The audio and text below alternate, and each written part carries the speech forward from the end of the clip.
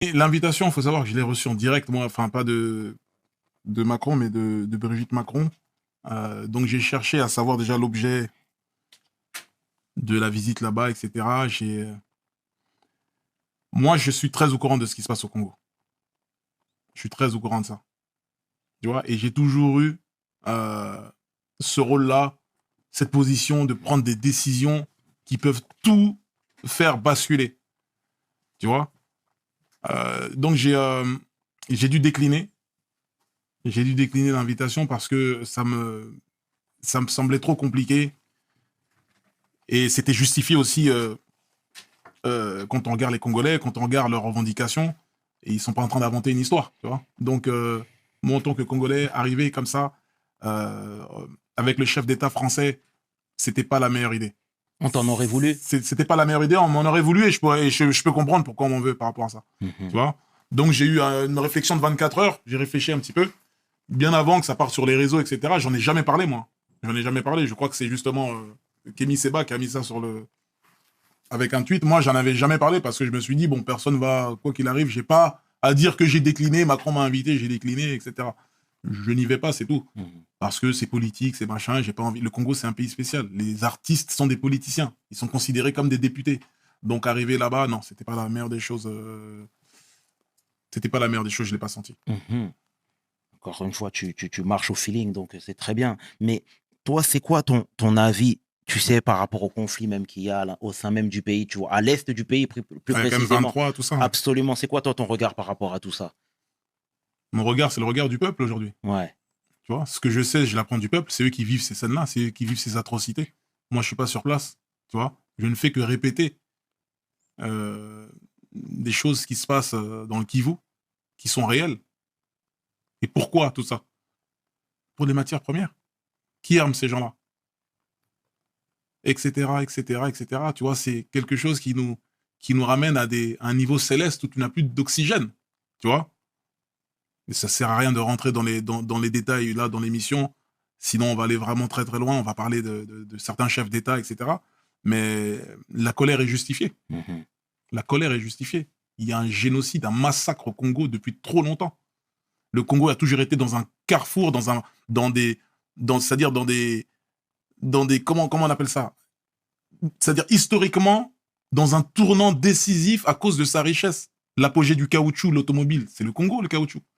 L'apogée du cuivre, hein, la Seconde Guerre Absolument. mondiale, c'est le Congo, encore une fois. Le diamant, la colonisation belge, Léopold Ier, Absolument. qui n'a jamais mis les pieds au Congo, qui a choisi le Congo comme ça, comme s'il jouait aux Sims. Encore le Congo. Aujourd'hui, le coltan, qui permet de faire les écrans, les ordinateurs, la mémoire, le Congo. Mhm. Et là, on découvre encore des matières. Donc le pays, il a toujours été dans un tournant décisif tout au long de son existence. Il faut que ça cesse. Il faut que ça s'arrête. On ne peut pas tuer des Congolais comme ça, comme si c'était rien du tout. Mais comment t'expliques que ce soit réduit au silence? Mais parce que c'est trop d'argent. C'est trop d'argent. Tu t'imagines si si ce coin du pays là, le Kivu, Mhm. où il y a tout cette richesse, Mhm. si c'est plus les rebelles qui ont la main dessus, etc., ça devient un truc national où c'est géré par l'État. Mais les prix auxquels ils touchent le coltan, là, ça va augmenter. Mhm. Ils donnent des vieilles sommes aux milices là-bas, aux mecs qui sont là-bas. Le mec, il est là avec sa mitraillette, il allume tout le monde. Il va prendre, tiens, tu vas prendre 2 millions de dollars, tiens, 3 millions, sors-nous tant de tonnes, machin, ils en demandent pas plus. Mais une fois que ça va être quelque chose de géré par l'État, tous ces chefs d'État, toutes ces puissances ne vont plus toucher le coltan au même prix. Donc pour eux, l'instabilité du pays, ça les arrange. Parce que c'est des milices qui massacrent tout le monde. Eux, on les arme. Vas-y, les gars, on arrive, vous nous sortez 25 tonnes de machin là. Là, vous sortez 10 tonnes, tenez. Et ça paye des mecs au lance-pierre. Mhm. Un lourd là-bas, ils sont contents. C'est terrible ce qui se passe. Et ça ne va pas s'arrêter. C'est-à-dire, je suis un artiste, j'en viens à parler de ça parce que on a plus. Il faut dire la vérité aujourd'hui, tu vois. Il faut dire la vérité. Aujourd'hui, les Africains, ils en ont marre. Ils sont fatigués. T'as bien vu au Congo, ils ont carrément tagué l'ambassade, le consulat de France, Bien etc. sûr. Les gens en ont marre. C'est difficile en Afrique. Et là, en France, on commence à se retrouver, pour certaines familles, dans des situations comparables à celles des Africains. Tu vois. Donc, c'est terrible. Est-ce que c'est des choses, c'est des sujets, pardon, sur lesquels tu discutes avec les chefs d'État, par exemple? Bien sûr. Bien sûr, je discute de ça. J'étais avec Madame Ouattara il y a pas longtemps, hein, chez elle, à Assini. On parle du changement, on parle du progrès. Tu vois, la Côte d'Ivoire, c'est un pays que je félicite. Ça avance, ils sont sur un projet du métro, de métro, là, carrément. Ok. On parle de faire un métro. Tu vois, ça avance, en fait. L'Afrique, c'est Wakanda, bordel. C'est le futur, normalement, chez nous. À l'époque de l'Empire de Couche, il y avait l'électricité.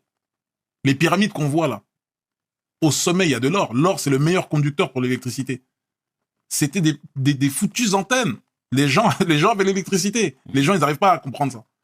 Les Égyptiens, la science qu'ils avaient, ça dépasse l'entendement. Et les historiens le savent. L'Afrique a peuplé l'Europe avant les Européens. On les appelait les Afropéens. Ils ont été décimés par les vrais Européens, entre guillemets, qui venaient d'Asie. On les appelait les Yamnayades. Tu vois 50 000 ans avant les Européens, la notion de la chevalerie, on l'avait déjà. Tu retrouves aujourd'hui des tableaux qui sont classés, cachés dans des catacombes où c'est des Renois qui sont en mode chevalier, Sir Lancelot, tout ça. Bien sûr, ça existait déjà. Bien sûr. C'est juste qu'il faut connaître notre histoire. On veut nous faire croire que notre histoire elle a commencé sur un aigri, on apprend à ramer en sueur. Non.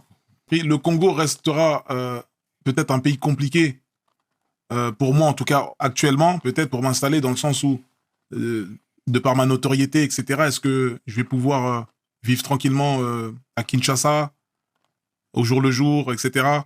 Par rapport à mon travail, par rapport à tout ça, la distance, c'est beaucoup, c'est des questions que je me suis posées beaucoup, tu vois. J'en ai beaucoup parlé avec ma mère, etc.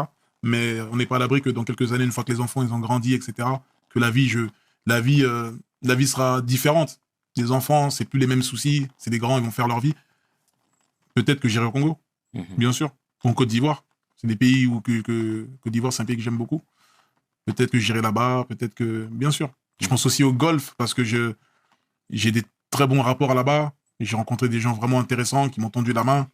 Je pense à l'émir et son équipe, donc le cher Tamim, le cher Jassim, le cher Tariq, Hassan Atawadi, pour la Coupe du Monde, qui m'ont donné cette opportunité. Donc, c'est des gens qui m'ont voulu du bien et qui m'ont fait du bien. Ils n'avaient pas besoin de moi ou quoi que ce soit. Tu vois, on a eu un bon feeling. Je pense au roi du Maroc. Je suis là-bas, je suis tellement bien. Il m'a ouvert les portes du pays. Il m'a mis en ultra VIP, toi. Aujourd'hui, le Maroc, c'est un pays qui m'a accueilli comme Comme son enfant. exactement, exactement. Donc quand je suis là-bas, je suis reconnaissant dans un premier temps parce que je sais que je suis pas traité comme tout le monde. Tu vois, j'arrive à l'aéroport, je vois même plus l'aéroport. Tu vois, je passe par le salon présidentiel, je vois plus personne. Donc on est vraiment dans un cadre où la considération que Mohamed VI m'accorde, et je suis obligé de lui la rendre en je sais pas comment, mais en étant reconnaissant, en faisant le maximum pour le Maroc, des événements, le festival que je fais chaque année, on essaie de donner comme on peut. Moi, ce que je voulais faire, c'est un gros concert à la Défense Arena. En fin d'année pour le Congo, où tous les fonds seront reversés, tu vois, pour le Congo. Avec tous les artistes de la scène française, congolaise, belge aussi. T'imagines, le concert à l'E Arena 40 000 personnes. Chacun arrive, fait 2-3 titres. Tu vois, Et il aura avec lieu. une scène aux couleurs du Congo, etc. On fait venir à un moment le médecin, Mukwege, tu vois, dit un petit mot, on enchaîne le show derrière, t'as Nino qui rentre, boum, Kobalade, Damso, t'imagines le spectacle? Ça va être fou. Moi, j'aimerais bien faire ça. J'en ai parlé à Laurent Bounot et il est totalement chaud. Il aimerait qu'on le fasse avec Sky, un gros truc. Ça, c'est une exclue que je te balance. J'étais avec Bounot à un dîner la dernière fois, à déjeuner, et je lui parlais de ça, il a dit, écoute, je te suis, tu me dis, on y va. Et ce serait pour quand, ça? J'aimerais bien le faire pour la fin de l'année. Ok. Ouais. Ah, ça approche vite, hein. Ah oui, fin d'année, il faut absolument le faire à fin d'année. Ça va être un challenge, hein, d'appeler tout le monde, de caler tout le monde. Mais c'est pour le Congo. C'est pour le Congo. Tous les fonds seront reversés là-bas. T'imagines 40 000 places vendues à 50 €.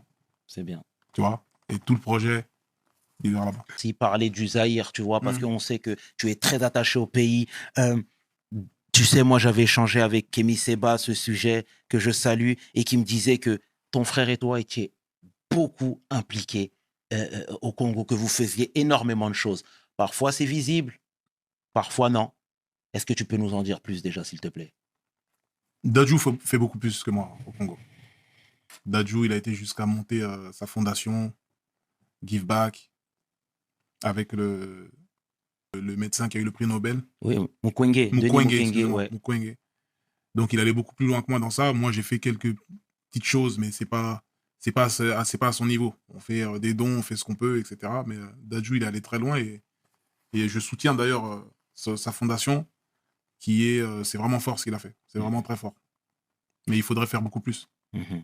Et c'est quoi? C'est pas l'envie qui te manque, je suppose. Non, c'est pas l'envie, c'est aujourd'hui la question que je me pose, c'est que faire aujourd'hui à grande échelle. J'ai envie de penser grand, tu vois. J'ai envie de je me dis le Congo, c'est Wakanda, quoi. Il y a tout. Mhm. Donc comment voir grand aujourd'hui? Comment penser grand? Comment arrêter de ramener des sacs de riz, tu vois? Comment arrêter d'être fier de ramener juste un sac de riz ou d'ouvrir juste un puits par-ci, par-là, alors qu'il y a 100 millions d'habitants, que le pays il fait 5 fois la France, tu vois? Mhm. Et qu'il y a du diamant à plus savoir quoi en faire, il y a du coltan, il y a une nouvelle pierre qui a été trouvée, une pierre électrique, ça va encore faire des guerres. Il y a le cobalt, il y a Justement, du gaz. tu Donc vois. comment faire aujourd'hui pour que le Congo soit autonome? Et justement, tu vois, Cheikh Anta Diop parlait justement des matières premières du Zaïre en Mhm. disant que c'était vraiment une terre très riche, et à juste titre, hein, clairement. Mais est-ce que toi, avec les relations que tu as, Je suis un ministre. non, non, non, pas un ministre, mais clairement aujourd'hui, tu as des sérieuses relations.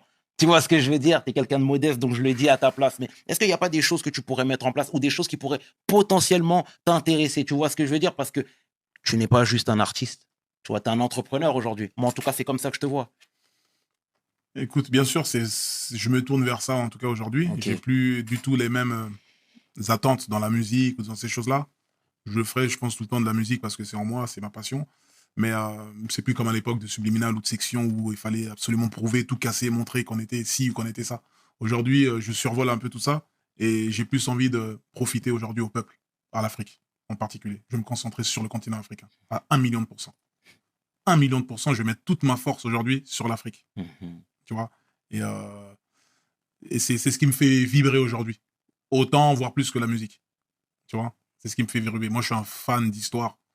Donc, je suis un fan d'histoire, d'étymologie, de toutes ces choses-là. Aujourd'hui, je suis persuadé, l'Afrique a inspiré tout le monde.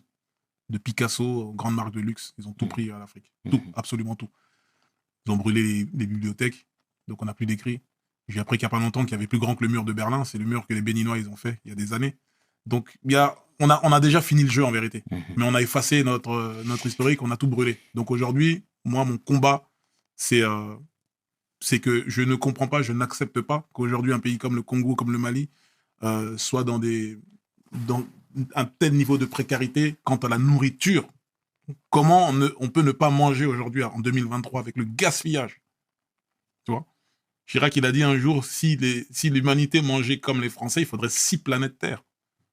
Vous vous rendez compte de calcul? Mhm. Donc aujourd'hui, je pense que c'est ce que je dois faire. Je dois me concentrer sur l'Afrique noire. Je ne sais pas encore comment exactement, par quel biais, comment rentrer, par la culture, par ci ou par ça. Mais il faut qu'aujourd'hui, les Congolais, les Africains se lèvent. Il faut que tout l'argent vient d'Afrique. Tout l'oseille de l'Europe vient d'Afrique. Depuis l'aube des temps, depuis Herman Cortés. C'est... Il faudrait juste qu'on puisse profiter un petit peu de notre argent. Mhm. C'est tout. Et j'aimerais faire partie des personnages aujourd'hui comme Sankara, comme toutes ces légendes, comme Lumumba. J'aimerais poser quelque chose, quoi. J'aimerais pas, j'ai pas envie qu'on dise c'est le gars qui a fait sa paix comme jamais. Enfin, non. Mhm. Je veux construire quelque chose de solide, tu vois.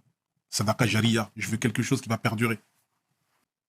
C'est tout. Le reste, n'attendais pas que le poisson tombe. Prenez cette putain de canne à pêche et on y va. Il y a que la daronne qui peut être là à attendre. Elle a assez souffert comme Elle a ça. donné. Elle a donné fin de mission pour la daronne. Je l'ai mis en fin de mission, la daronne. Elle est posée, elle vit dans son haussmanien, elle est là, elle est tranquille, c'est la reine. C'était l'objectif. Tout ce que je fais là, c'est du plus, c'est du bonus. Tu vois? Donc oui, on essaie de trouver un système, un montage financier qui peut gérer tout le monde. Il y a des virements permanents qui partent tous les mois. Il y a des... C'est beaucoup d'argent, mais c'est comme ça. Le cauchemar... Moi, ma daronne, elle ne veut pas voir ses enfants déchirés, etc. Moi, j'ai des enfants aujourd'hui. Le fait d'imaginer que mon fils va être en guerre avec ma fille, machin, je peux pas. Donc là, je me dis, la daronne, elle peut pas vivre ça. Moi, j'arrive pas à imaginer ça sur mes enfants. Et j'imagine que ça va arriver peut-être un jour, je sais pas, tu vois. Des familles déchirées. T'aimes tes enfants, tu peux pas voir que ta fille, elle est en froid sévère avec ton fils. Ça se voit plus. Ta fille, elle a pas d'argent. Toi, t'en as, mais tu vas pas en donner à ta fille parce que vous êtes en froid. Je peux pas faire vivre ça à la daronne, tu vois. Tu vois, donc on fait le nécessaire. C'est tout à ton honneur, Frangin. C'est super ce que vous faites avec ton frère. Encore une fois, c'est beaucoup de responsabilité parce que d'un point de vue extérieur, encore une fois, tu sais, nous, on voit tout le temps la fame, le lifestyle, Ouais. etc. Mais tous ces calculs-là, tous ces problèmes de famille peuvent aussi parasiter